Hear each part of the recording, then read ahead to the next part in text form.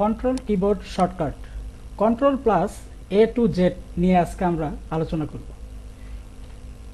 Control plus এ যদি আমরা control plus এ দিই তাহলে কি হয়? This two keys will select all text or other objects. তার মানে হচ্ছে কন্ট্রোল এ দিয়ে আমরা ফুল সিলেক্ট করব লেখাগুলো। এক্সাম্পল, এখানে এসে আমি যদি কন্ট্রোল এ দিই তাহলে অল সিলেক্ট হয়ে গেল। এটাই হলো কন্ট্রোল এর কাজ। তারপরে আছে কন্ট্রোল বি। কন্ট্রোল বি বলতে বোঝায় বোল্ড হাইলাইটেড টেক্সটটাকে হাইলাইট করা। ধরি এই সেন্টেন্সটা আমরা ধরলাম, এবার যদি কন্ট্রোল বি দেই লেখাটা মোটা হয়ে যাবে। এটা হচ্ছে কন্ট্রোল বি এর কাজ। তারপরে control C copy any selected text or another object. Control C দিয়ে প্রধানত কপি করা হয় সিলেক্টেড টেক্সট, যেই লেখাগুলো আমরা সিলেক্ট করব। এক্সাম্পল, এই সিলেক্ট করলাম, এখন যদি কন্ট্রোল সি দেই তাহলে এটা কপি হয়ে গেল। Control D bookmarks and open web page or open font window in Microsoft Word. যদি আমরা মাইক্রোসফট ওয়ার্ডে ওপেন করি, সেখানে যদি আমরা কন্ট্রোল ডি ইউজ করি, সেক্ষেত্রে ফন্ট চেঞ্জের অপশন আসবে। ফন্ট মানে কি? এই লেখাগুলোর স্টাইল করা, এটা হচ্ছে ফন্ট। তারপরে কন্ট্রোল ই সেন্টার টেক্সট। এই লেখাটাকে যদি মাঝখানে আমরা নিতে চাই তাহলে কন্ট্রোল ই দিব। কন্ট্রোল ই দিলে যে মাঝখানে চলে আসলো। Control F open find window. Control F দিলে সাধারণত আমরা পাবো find out option. Find out option কি? ধরি এখানে কন্ট্রোল এফ দিলাম, এই যে ফাইন্ড হোয়াট, কোনটা আমরা খুঁজতেছি। এখানে যদি লিখি ওপেন তাহলে আমাকে দেখাবে এই পেজের ভিতরে কতগুলো ওপেন আছে। এটা হচ্ছে কন্ট্রোল এফ এর কাজ। Control G open find in a browser and word processor এবং ব্রাউজার মানে গুগল ক্রোম। সেখানে যদি আমরা কন্ট্রোল জি দেই সেখানে আমরা ওয়ার্ডগুলো ফাইন্ড আউট করতে পারবো কন্ট্রোল এফ এর মতো। Control plus H open the find and replace in notepad. যদি আমরা কন্ট্রোল এফ এর কাজ, ফাইন্ড আউটের কাজটা যদি আমরা নোটপ্যাডে করতে চাই তখন কন্ট্রোল এইচ দিতে হবে। মাইক্রোসফট ওয়ার্ডের ক্ষেত্রে এইচ দিয়ে করা যায়, অ্যান্ড ওয়ার্ডপ্যাডের মাধ্যমেও কন্ট্রোল এইচ দিয়ে করা যায়। কন্ট্রোল প্লাস আই লেখাটা যদি আমরা ইতালিসাইজ করতে চাই সেক্ষেত্রে কন্ট্রোল আই দিলেই হবে টেক্সটটা সিলেক্ট করে। এক্সাম্পল, এই সিলেক্ট করলাম আমরা এতটুকু। এখন যদি কন্ট্রোল আই দেই এটা ইতালিয়ান সাইজের হয়ে যাবে। এই যে বাঁকা হয়ে গেছে, এটা হচ্ছে ইতালি স্টাইল, ইতালি ফন্ট। তারপরে control J view downloads in browser and set justify alignment in Microsoft Word. Control J দিয়ে সাধারণত যখন আমরা গুগল ক্রোম বা অন্য কোনো ব্রাউজারে আমরা যখন কোনো কিছু ডাউনলোড দিই সেক্ষেত্রে ডাউনলোডে ডিরেক্ট চলে যাওয়ার জন্য কন্ট্রোল জে ইউজ করতে হয়। কন্ট্রোল জে ইউজ করলে আমরা ওখানে দেখতে পারবো কি কি ডাউনলোড হচ্ছে, কিভাবে ডাউনলোড হচ্ছে, কতটুকু বাকি আছে। সেই ক্ষেত্রে কন্ট্রোল জে ইউজ করতে হবে। Control K create a hyperlink for the highlighted text in Microsoft Word and many HTML editors. Control কে দিয়ে সাধারণত টেক্সটটাকে হাইলাইটেড করা হয় মাইক্রোসফট ওয়ার্ডে এবং HTML এডিটরসে। Control plus L select address bar in a browser চালানোর সময় আমরা অ্যাড্রেসটাকে সিলেক্ট করার জন্য আমরা কন্ট্রোল এল ইউজ করব, অথবা left align text in a word প্রসেসরের ক্ষেত্রে আমরা যদি লেফটে টেক্সটগুলো নিতে চাই সেক্ষেত্রেও আমাদের কন্ট্রোল প্লাস এল ইউজ করতে হবে। Control plus M indent selected text in word processor and other programme.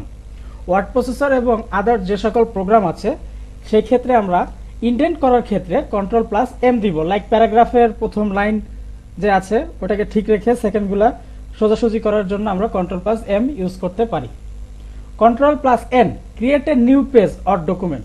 Control N দিয়ে আমরা যখন মাইক্রোসফট ওয়ার্ড বা এক্সেলে কাজ করব তখন যদি আমরা কন্ট্রোল প্লাস এন দেই সেক্ষেত্রে আরেকটি এক্সেল ওপেন হবে, ওয়ার্ডের ক্ষেত্রে আরেকটি ওয়ার্ড ওপেন হবে। এটাই কন্ট্রোল এন এর কাজ। কন্ট্রোল প্লাস ও যখন open a file in most programme.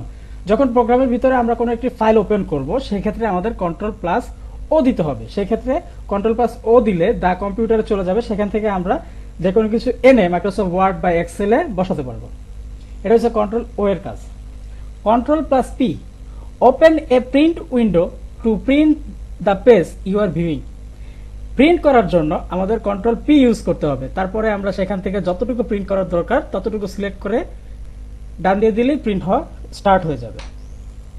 Control plus Q remove the paragraph formatting, প্যারাগ্রাফের যে ফরম্যাটগুলো থাকে সেটা যদি রিমুভ করতে চাই সেক্ষেত্রে আমাদের CTRL+Q ইউজ করতে হবে।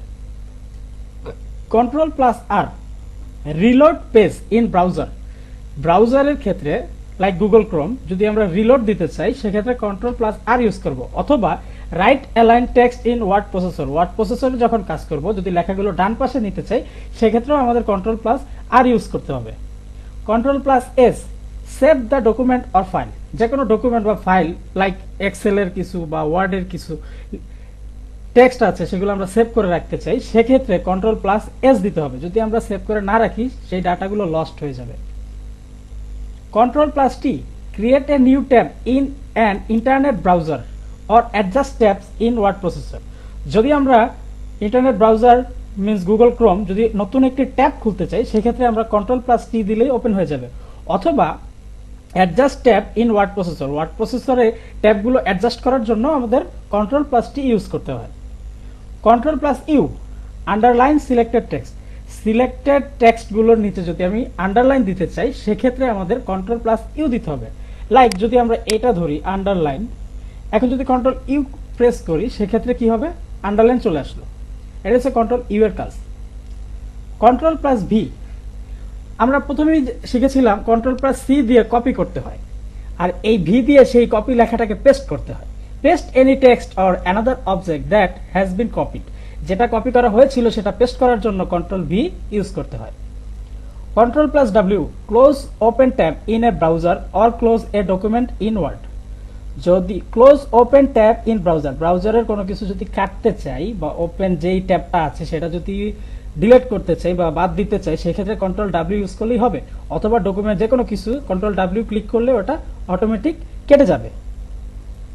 CTRL+X cut selected text or another object, CTRL+C দিয়ে আমরা কপি করি, মানে যেখানে লেখা সেখানে থাকবে, তারপর CTRL+V দিয়ে আরেক জায়গায় পেস্ট করি, আর CTRL+X এর বিষয়টা হচ্ছে পুরোপুরি অংশটাকে নিয়ে যাওয়া, সিলেক্টেড টেক্সট এন্ট্রি হয়ে যাবে, তারপর পেস্ট দেওয়ার পরে নতুন জায়গায় চলে আসবে, এটা হচ্ছে CTRL+X এর কাজ। কাট CTRL+Y this case will রিডো any undo action, CTRL+Y টা এরকম, আমরা কোনো কিছু একটা লিখলাম, লিখার পরে ওটা আবার ডিলিট করলাম, এখন আবার ওটা ফেরত আনতে চাচ্ছি, সেক্ষেত্রে আমাদের CTRL+Y যদি দেই তাহলে সেটা ফেরত চলে আসবে। CTRL+Z pressing this two keys will undo any action, এটা লাইক CTRL+Y এর মতো। প্রেসিং দিস টু কেস, যখন আমরা দুটি কেস লিখব উইল আন্ডো এনি অ্যাকশন, যদি সেটা আমরা ফেরত আনতে চাই সেক্ষেত্রে আমাদের CTRL+Z ইউজ করতে হবে, সেটা হতে পারে ফোল্ডার, কোনো ফোল্ডার আমি ডিলিট প্রেস করে দিলাম, সাথে সাথে যদি আমরা CTRL+Z ইউজ করি সেক্ষেত্রে ফোল্ডারটি চলে আসবে অটোমেটিক, এটাই হচ্ছে CTRL+Z এর কাজ। যদি ভিডিওটি ভালো লেগে থাকে অবশ্যই একটি লাইক দিবেন এবং সাবস্ক্রাইব দিয়ে আমাদের পাশে থাকবেন। পরবর্তীতে আমরা কম্পিউটার রিলেটেড, কিবোর্ড রিলেটেড অন্যান্য আরো যত রকমের শর্টকাট আছে সবগুলো নিয়ে আলোচনা করব। ধন্যবাদ ভিডিওটি দেখার জন্য।